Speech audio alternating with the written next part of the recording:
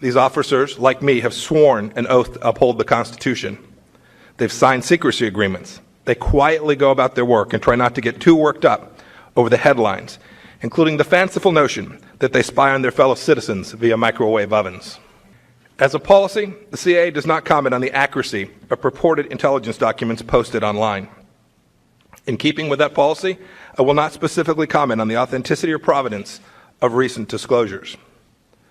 But the false narratives that increasingly define our public discourse cannot be ignored. There are fictions out there that demean and distort the work and achievements of the CIA and the intelligence community more broadly.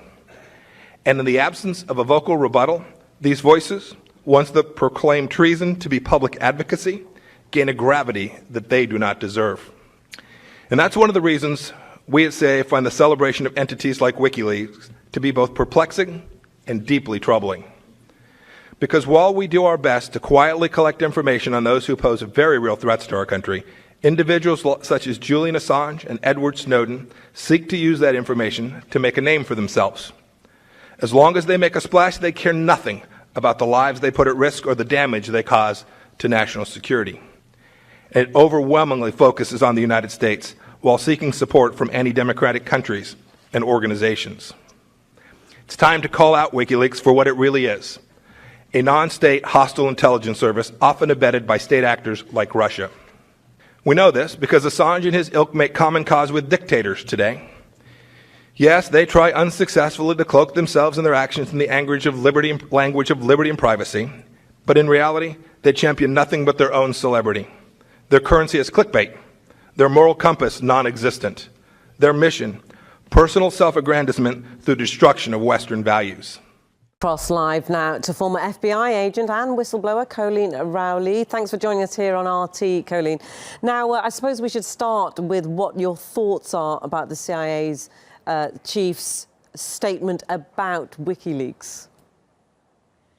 You know, the CIA director is really showing how he's devoid of any facts here. He's going out and vilifying WikiLeaks and Assange and Edward Snowden.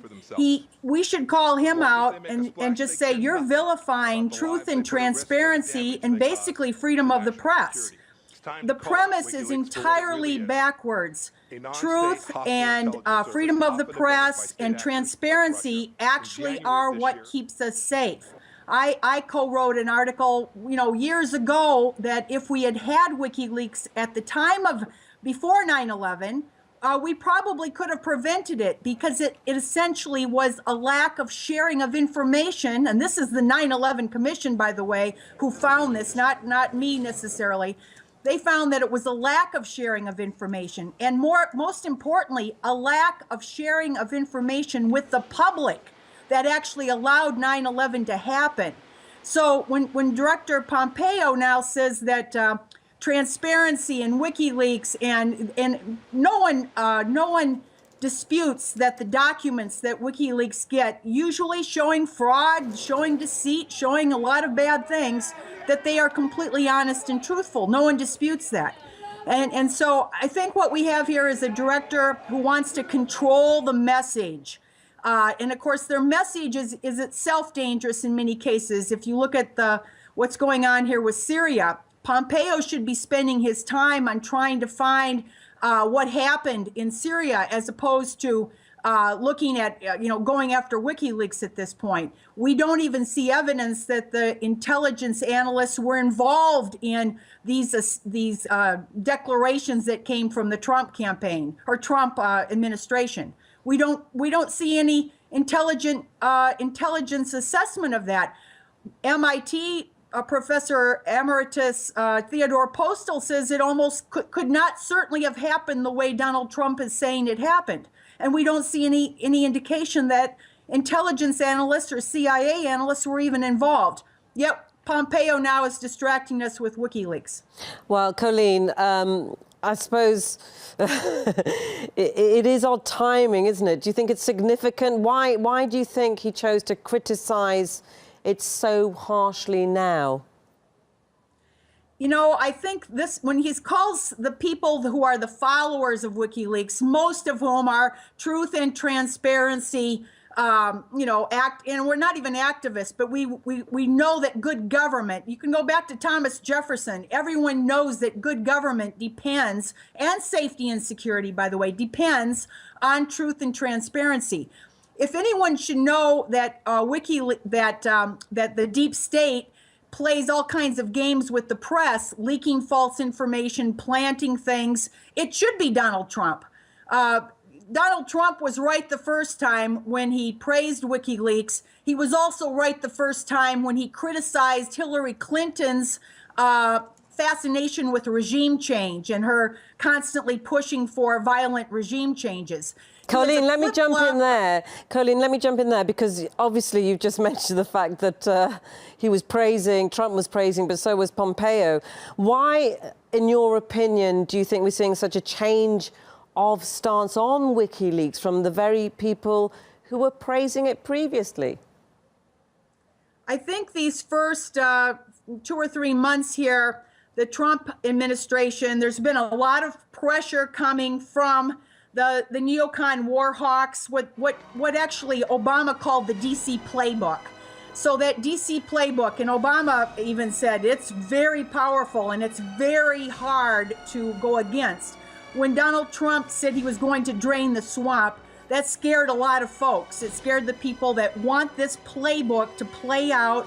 They want the wars to go on. They, you know, all the things that they're pushing for. They saw Donald Trump as an obstacle, and maybe rightly so. Now they have him, you know, through different mechanisms, the firing of some of his staff, the monitoring and surveillance, the leaks. But a lot of it was leaks to the press to control the message in the press. And I think, frankly, Donald Trump seems to have fallen under that spell now. Maybe he does not have enough advisors that are truly loyal to him. Pompeo is a question mark there, because it seems like he's just probably, maybe he always had a bias against whistleblowers. Many of the establishment politicians do have a bias against whistleblowers because they see them as somehow outing themselves. And sometimes if they're involved in wrongdoing, that's the case. Okay, but, Colleen, we could talk about this for hours and hours, but great to have your thoughts on the latest developments on this story. Thanks very much, Colleen Rowley, former FBI agent and whistleblower. The new CIA director, Mike Pompeo, has vented his anger on WikiLeaks, claiming it's a hostile intelligence service. In his first public speech as the US spy chief, he also didn't mince words to describe its editor, Julian Assange, and his allies. We know the danger that Assange and his not-so-merry band of brothers pose to democracies around the world. Ignorance or misplaced idealism is no longer an acceptable excuse for lionizing these demons. Oh, well, let's cross live now to RT's Daniel Hawkins. There he is, standing outside the Ecuadorian embassy in London. Of course, Julian Assange has been holed up there for almost 6 years. Daniel, some pretty harsh rhetoric coming from the new CIA chief. What else did he have to say? Indeed, Rory, as you quite rightly say, I'm standing pretty much near the heart of this not-so-berry man of demons, the Ecuadorian embassy, where, as you rightly say, Julian Assange has been in hiding from authorities and security services now for quite a number of years. Mr. Pompeo certainly didn't mince his words when it came to describing Julian Assange. This was his first public appearance, public briefing, if you like, as the new head of the CIA, and he was very critical of Julian Assange and WikiLeaks, stating that they didn't care about the lives they put at risk, nor about the damage they caused to national security, all because they want the destruction of Western values and understand nothing about America and their ideals. Now, his summary that WikiLeaks is as dangerous, if not more so, than enemy spies, intelligence organizations. In fact, he branded them a non-state hostile intelligence service. Now, Julian Assange came back this morning with a counterattack on Twitter, branding the CIA a state non-intelligence agency, and stating it's ironic that he's been criticized by an agency that has, according to many, been involved in the creation themselves of a range of terror organizations and the support of dictatorial regimes around the world throughout history. Of course, in these cases, and quite predictably, RT also got a mention by Mike Pompeo. He effectively stated WikiLeaks was aided and abetted by the Russian government and intelligence services. Quite an accusation. Take a listen. It's time to call out WikiLeaks for what it really is: a non-state hostile intelligence service often abetted by state actors like Russia. Russia's primary propaganda outlet, RT, has actively collaborated with WikiLeaks. Now, at first, this all makes for quite grim reading. After all, who would want to collaborate with such a sinister, dark and terrible organization as WikiLeaks, according to Mike Pompeo? But then again, you look at the list of worldwide, widely respected media sources, from those in America, the Washington Post, New York Times and Wall Street Journal, to those across the Channel in the UK, The Guardian and The Telegraph, and France's Le Monde newspaper, all organizations that have at one point or another worked with WikiLeaks, and suddenly things don't look so bad.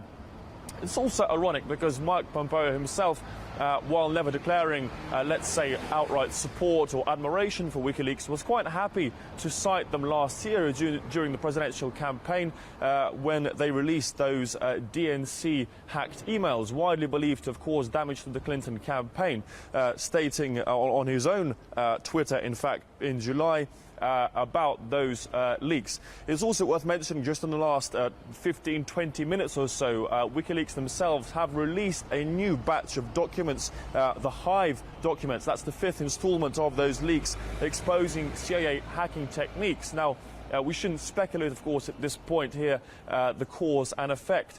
Did Mike Pompeo go on this tirade against Assange because these leaks were coming? Is this a counter-attack, if you like, by WikiLeaks as a result of those very serious accusations?